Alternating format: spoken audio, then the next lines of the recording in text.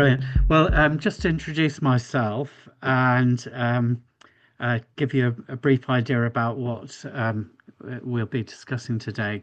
This is on career transitions. So I've made a couple of recent career transitions. Um, Really?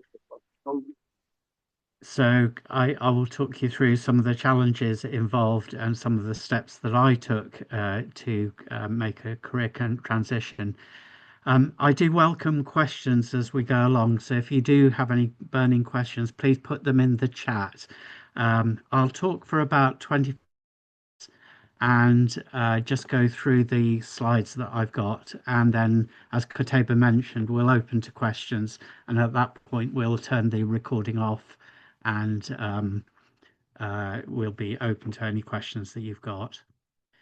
So there are five main things I want to get through. The first is how to identify what pathway you want to take if you are making a career transition. And in that, also what training can be accessed to help you make that transition. I'll then talk about my own career changes and what worked well and what didn't work so well. Um, we'll then go on to the importance of networking and what tools there are to help you form networks with other people so you can maximize the opportunities available, how you can use social media and what the advantages and disadvantages of that are, and then some of the challenges that you might face in terms of keeping your motivation, keeping your spirits up, avoiding negative thinking. We'll talk about at the end. So throughout each of the slides has quite a lot of links that you can access, and the slides will be distributed by Koteba after the talk, and they will give you all the links that you see. So you don't have to worry about writing everything down. All of that will be shared with you in the slides at the end.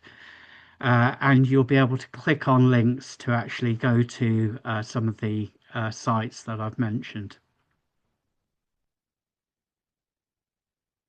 So the first thing to mention is that if you are thinking about a career change to maybe maximize your employment opportunities or maximize your earning opportunities, this is completely normal for most people in the UK. It used to be that you would get a job for life. You'd have one job and you'd work in it for 20, 30, 40 years. And it was unusual to change between employers. But increasingly in the UK now, people are not only changing employers in the field in which they're working, but many people have three or four or even five phases in their career where they try out different things. And because of that pattern, which is particularly there in younger people, but also people in my generation have sort of moved, um, there's a strong focus from the government on lifelong learning and making opportunities for training and learning available so people can make those changes. So there's very good support from government uh, um, websites. There are a lot of resources online, and I'll just try and introduce a couple of those here. So,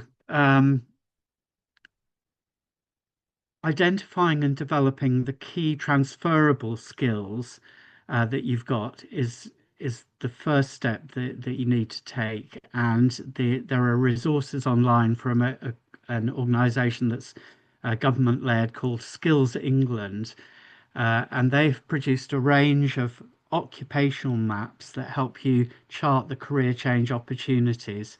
So if you go on Google and you search Skills England occupational maps, you'll find um, the the grid of diamonds that I've shown you there, and that gives very useful profiles of different career pathways in different sectors. You can also click on the link that I've provided in the slide, which is labeled occupational maps, and that will get you to the same site.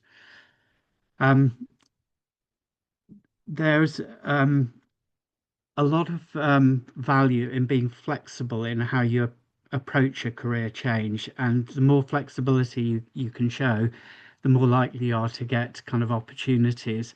It's worth mentioning that not all the jobs market at the moment is quite a kind of a difficult market. It's changed in the last 3 years from being something where employers were really seeking to get people with the right skills to a situation where the employers are much more kind of um, finding it, not making it as many opportunities as they had done available, and people are looking for jobs and not being able to find jobs. And we've had about 2 years now of negative news on jobs growth, and so the market is more difficult.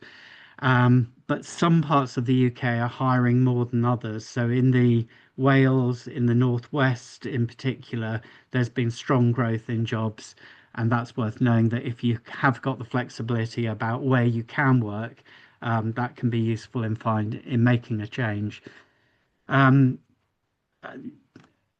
there are many additional opportunity, resources that you can use from the government, which I'll introduce in the next slide, where I go into what training is available. I just want to make sure, Kateba, everyone can hear me okay? No one's having any difficulties? Yeah, yeah, all okay. Yeah, All okay, yeah. yeah, yeah. Okay, so I'll now go from. So I've given you a couple of tools where you can identify which pathways to follow, and we can discuss more about that when we get to the questions. But I'll now go into what training is available. Um, so again, these are mainly government services to encourage people to build new skills in sectors where they're finding it difficult to find people with the right skills. The first thing to mention right at the start that proficiency in English is essential. The people I heard talk on the chat seem to have good English, but is uh, having the right level of what's known as ESOL, which stands for English for Speakers of other languages, is essential. And the Launchpad Collective have got very good resources for helping people reach the right level of language skills. I know a couple of people who teach on the courses, and they're very good at building people's skills in language. Um, One of the advantages of doing a course when you're making a career change is it shows employers that you have a degree of planning, forward thinking, and commitment to making the change. So it just gives employers, when you apply for jobs in whatever your new field is, evidence that you've done a certain amount of work. So I highly recommend getting relevant training if you are making a career change.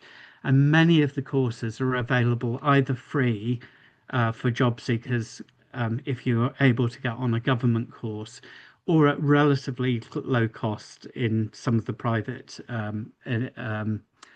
opportunities available. There has been in place also a refugee employability program, but that was formerly, as I understand it, I'm still trying to work out what's happened with it. But I think it was put on hold in the summer this year, and the government is rethinking how to do that. So I don't think it's entirely disappeared, but we're waiting to hear how that will be revived. But that was also quite a useful source of building skills to make you more employable in certain areas. So I'll just mention what these different links are. The National Career Service is a countrywide, across England, is available to help people find employment in relevant fields. And they have a very good online web service. And they also run through the year something called a National Careers Week, where they have lots of talks that are available. The next one is in March, that aim to give people access to employers and so on who are talking about areas that they're hiring in. So going to the National Careers Service is a very good first step.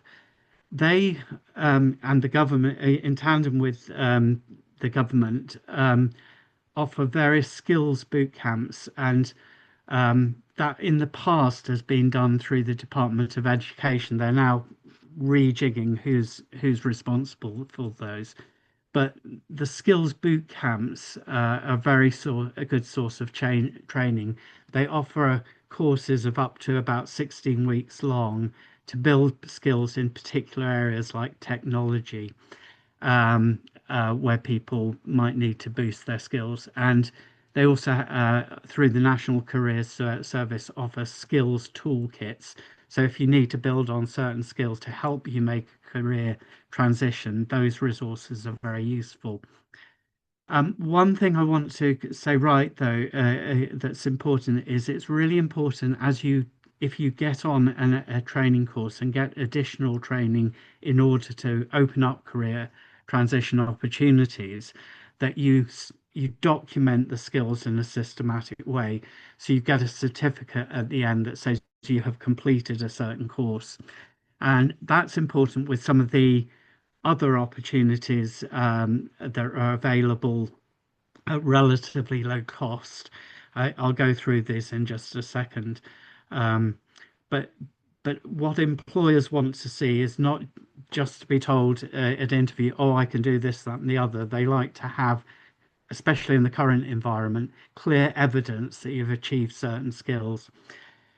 So some of those skills might be, for instance, proficiency in Excel. And proficiency is a funny word because it can mean all sorts of things.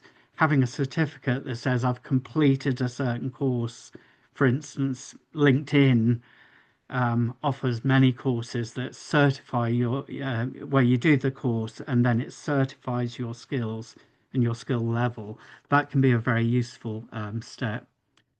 So the other sources of training outside the government are further education colleges.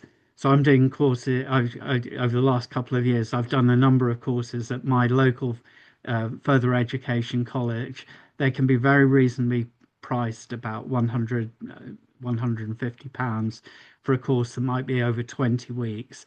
And depending on where you are in the UK, you'll have local college where you can do a certain amount of further education.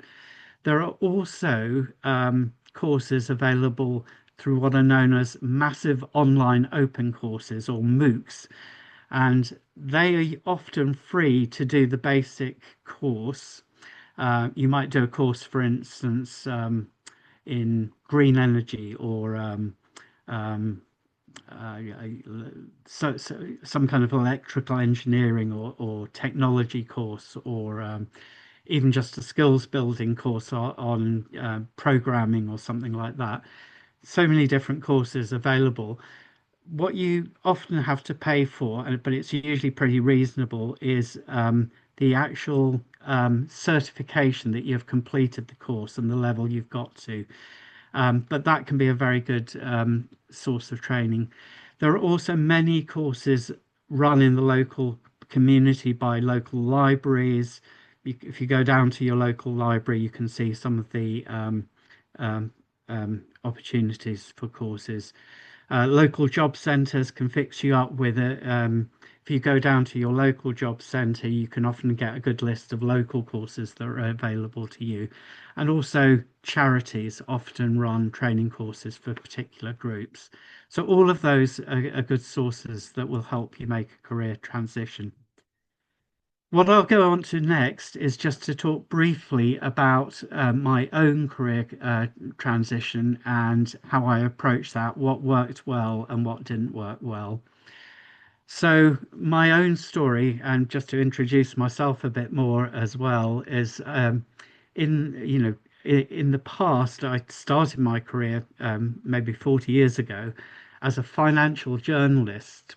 So I worked for about 10 or 15 years as a journalist, and then I specialized more and more. I became most of the most of the journalism I did increasingly focused on um, the pricing of commodities and how commodity markets were working. So my next phase of my career was to become a specialist market analyst in the commodity sector. So I moved from being a journalist to an analyst.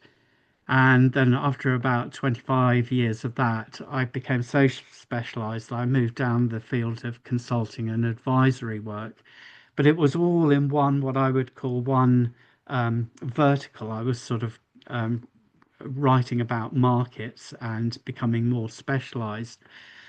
Um, each of those involved a step change in my career, but the big career change, what I think of was like a transition to a completely different area, was about 5 years ago.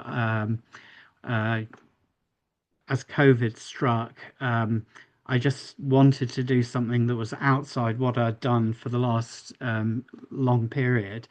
And so I moved into careers guidance and careers mentoring, which is what I'm doing now. So my approach for that was to first of all get relevant training. And I did that through an organization called the Careers Development Institute. The um, training course lasted about 1 year.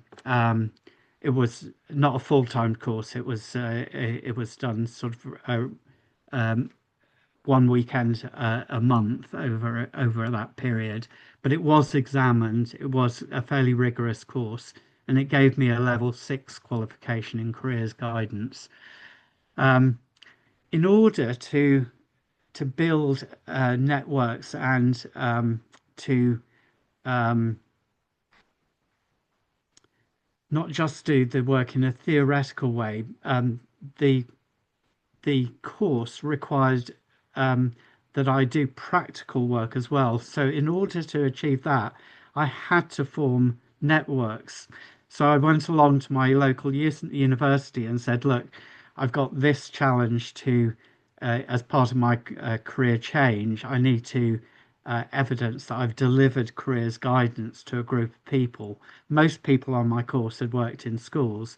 I had to actually make the kind of groups I could work with happen, and I, I got a lot of useful help from local universities, local colleges, local schools to actually to actually give me the practical skills needed as well as the theory.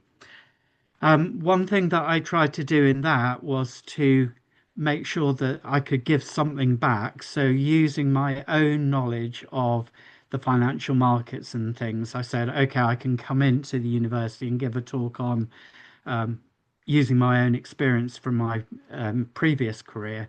And they then were willing to make an exchange. So, there's a kind of trading nature to it where you help them in a certain way and they help you back. So my training experience was particularly useful in that, and I was able to get on provide some kind of training in particular areas for the university, and they were happy to get that back. So that's that's where I am now.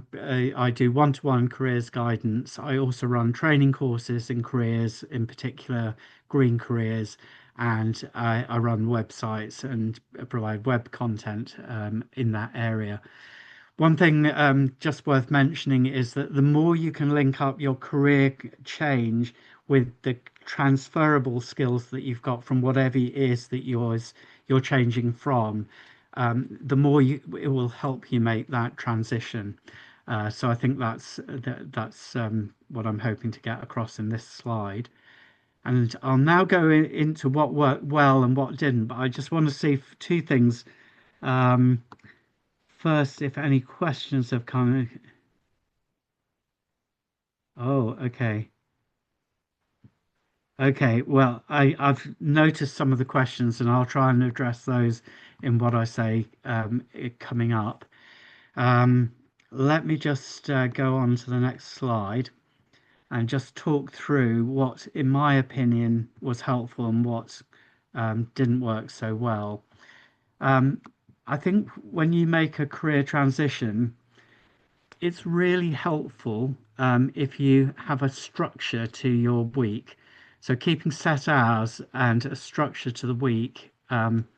I'd given up my previous job, so I didn't want to get into a thing where I had no structure. Eating well and keeping fit, really helpful, especially keeping fit. Um, Making sure you have good support, a good support network, and interests in other areas, I would also say was helpful. Time with family and friends and leisure time, also important, and having fun. Uh, I enjoy change. I love learning, so um, I found that quite uh, a motivating experience. I also tend to work on my own rather than and certainly when I was doing my retraining, I was working on my own rather than as a team. And that was a very mixed thing because I've always liked working in teams with other people. So I'd say that was some positive, some negative. Flexibility and openness to opportunities also useful, but it can take you away from just focusing on one thing. So mixed results. And I realized afterwards I could have probably got funding from some of the training for some of the change I was making. Um, uh, and if I'd planned better, I would have spent longer exploring the funding opportunities for training. I also tend to be a workaholic, and it's very easy when you're making a career transition to end up spending all your time working, and definitely that is not a good idea. What didn't work so well for me was just the amount of kind of worry and risk I was taking on. I'd given up my job, my regular job, so financial concerns were a distraction. Lack of clear direction about focusing on one thing, and also a tendency towards self-criticism can be very negative to achieving the goal that you want. I'm just looking at some of the so the PowerPoint is blocked with some grey figures. It's not something on my screen, so I'm not quite sure what I can do to. Sorry, Peter. This is, I think, this is from your screen. You can't see it, but it's from your screen.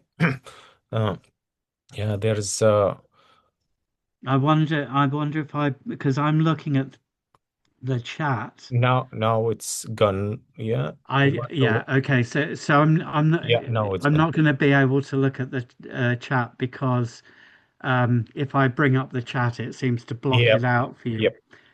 Okay. Yeah, maybe Kataba, if there are problems, just if you voice that, and I'll try and sort of take away anything that's sort of blocking out the screen. No problem. So I'm now going to talk about networking and ways that you can network. And just to say that this is really important because building a network, especially when you're changing careers, I would say is absolutely essential. Um, Up to 80% of jobs in the UK are secured through knowing someone. So that doesn't mean that they're just doing you a favor and it's like an unfair process, but most jobs result as a result of a referral by someone. And certainly, if you can get yourself referred for a job by someone who's already in that job, you have something like a 60% higher chance of getting an interview and getting the job in the end. So if you're thinking about a career change, a very important first step is to start building your network, and there are different ways you can do it. Some of these may be more appropriate if you're in full time employment, for example. You might not have as much time to volunteer, but volunteering can be a great way forward if you're targeting a new industry. So, for instance, if you're making a career transition, um, someone I know was making a transition into um, environmental and sustainability jobs, and they volunteered at the local climate hub, which didn't seem directly relevant, but actually employers look very favorably on targeted volunteering experience. And the first interviews that that person got um, were generated directly as a result of the experience they'd gained from the volunteering at the local climate hub.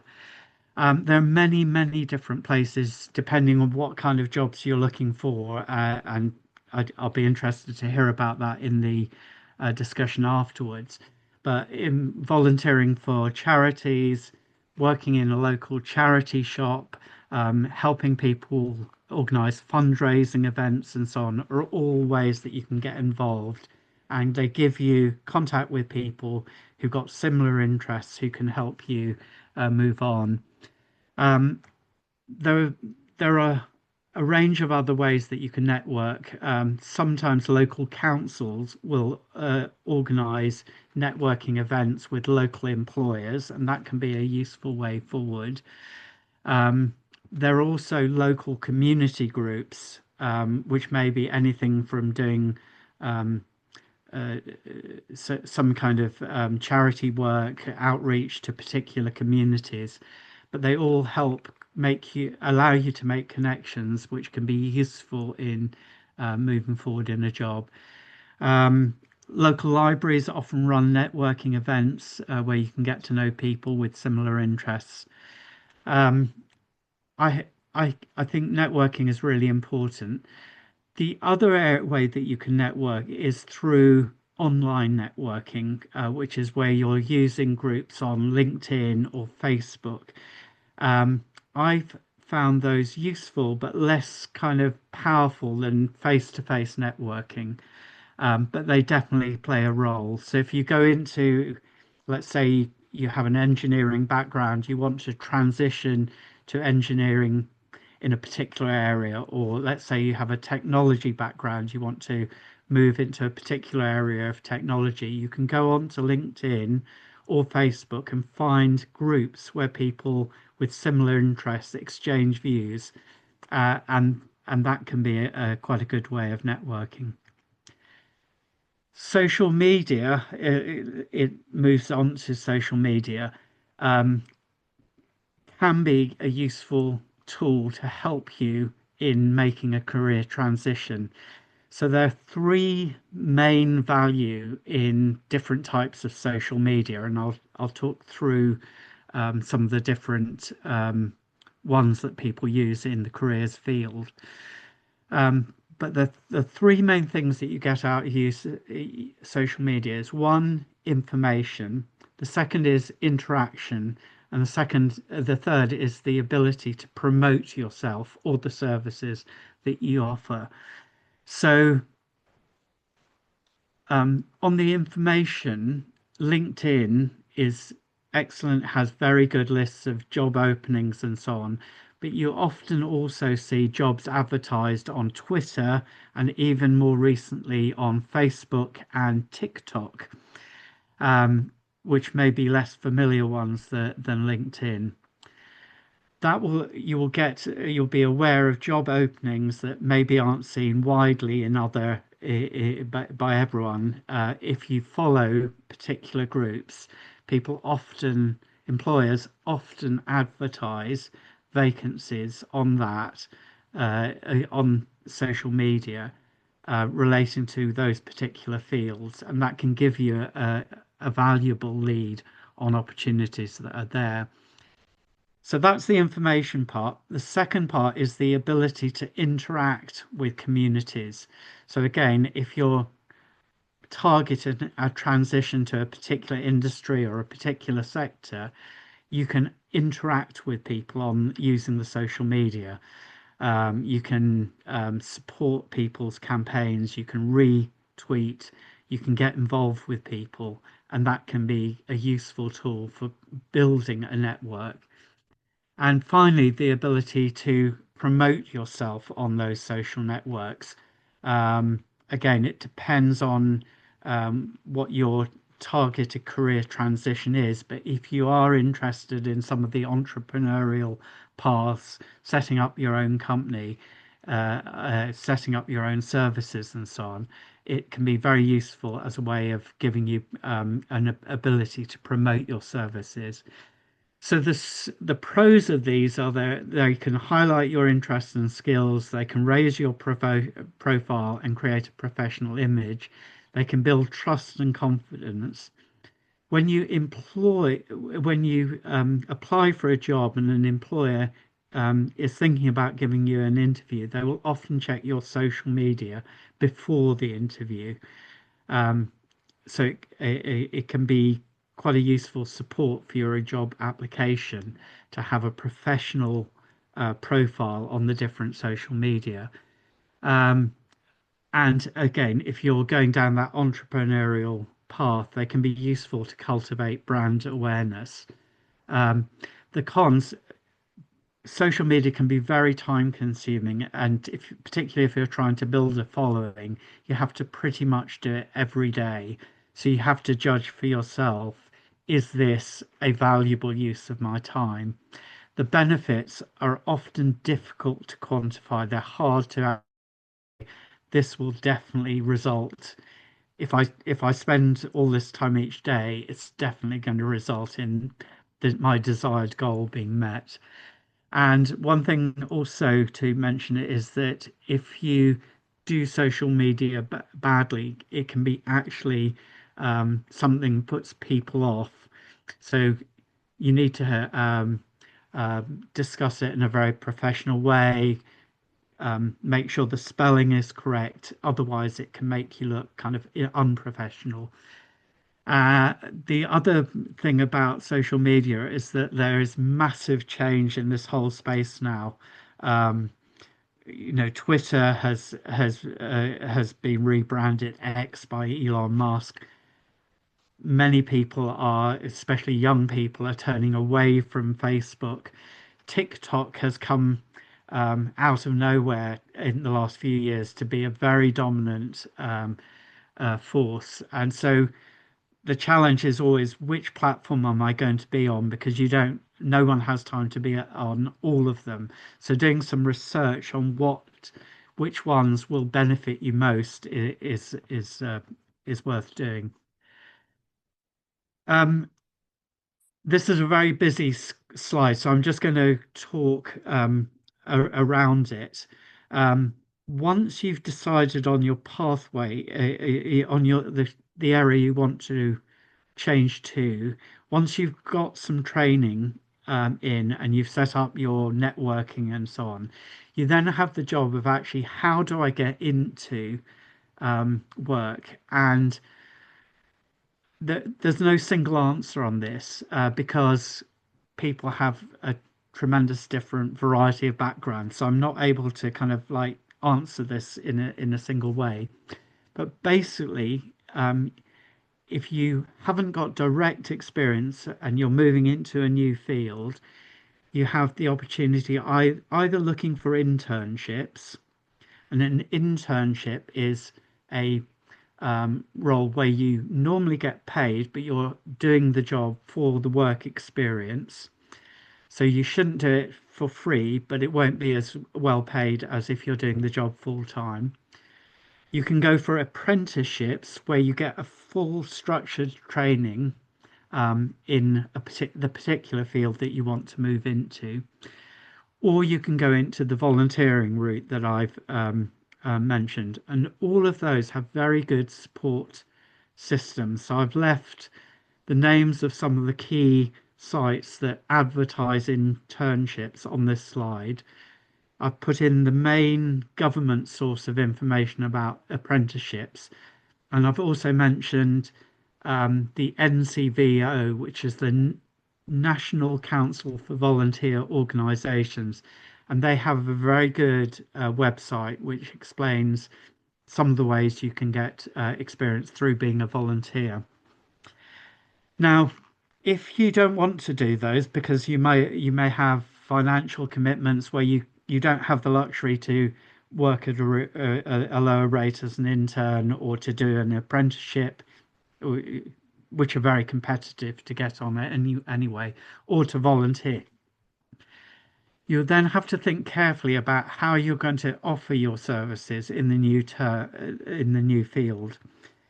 So full-time employment is what many people think of as the route to go into. You just keep applying for jobs and hope that something will come up.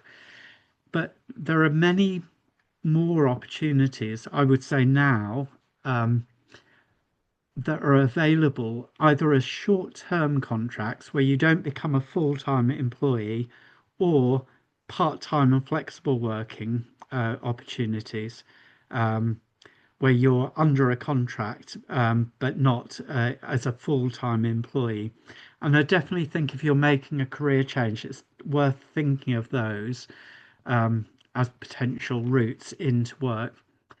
Um, Becoming an entrepreneur or going down the self-employed route is also a very good way, particularly in the current jobs climate. Employers in general are reluctant to take on full-time staff, but they are taking on people who are offering um, services under contract. And if you've done the training, you've built a kind of a network in that area. Using that to go down the self-employed route can be quite a good route. Setting up your own business is another way of doing it, and that's what I've done in my own case. And I'll talk through that um, if you've got any questions on it. But I have also done a separate talk for the Launchpad Collective on setting up your own business. So some of that may have been covered already. One thing just to mention on this slide is the issue of skills equivalence. So many people who come to the UK um, have got valuable experience in their own country, and assessing whether that's directly relevant to allowing you to enabling you to work in the UK is something that's worth looking into. And the website at the bottom, Ectis, um, uh, is useful for that. There are various abbreviations on this slide, which I can't even remember what they stand for, but they're about skills licensing and um, ensuring that you can use the skills that you've got in your home country in the UK. I just want to finish more or less here, but just bring up this area about how to build your mental attitude and what can be useful and um, what tends to work against you. Um, and this partly coming back from my own experience of making a transition. The one thing I would say on this slide is keep things simple. Um, have a clear goal and don't overthink it. Just work out a clear plan. Don't get into the kind of self-doubt and changing the direction and so on. So just really think that through. Um, Changing careers can be stressful. It can create anxieties and so on. So the more you can have a positive mindset, self-awareness, where you can identify, um, you know, when you're going into certain kind of moods that are um, um, less positive, less helpful to moving forward. Having a degree of or time to self-reflect, I think is very useful. Being flexible and adaptable, I think is really important because you don't always know quite when you make a change what pathways will open up as a result of it. So being ready to take the opportunities that arise, seeing the big picture, so not getting too bogged down in detail, um, can be can be useful. The final one, just asking for help. That's really, really important. There are loads of people who will help you if you ask, but you have to identify what it is you need help with, and then find an appropriate person who can who can help you deliver that. The negatives I've modeled entirely on myself. So being a control freak, definitely I am that. So I have to fight against that. A tendency to imposter syndrome, to have a harsh inner critic, definitely I have that. Again, it doesn't help. So to avoid negative thinking, be aware of those tendencies. And the final one that that I'm guilty of is perfectionism, that everything has to be perfect. When you make a career change, it's often messy. It's often things don't go according to plan. So um, uh, not having too much perfectionism and just a practical um, um, can-do attitude is really important. And I think that's where I'm going to finish. I can't see the time on my screen, so I hope I haven't gone too short or too long on the time. Um, Questions, if you have them, you're welcome to send in either to Kataba, who offered earlier, but you're welcome to ping me a note on my email, which is peter@coachcreates.com. And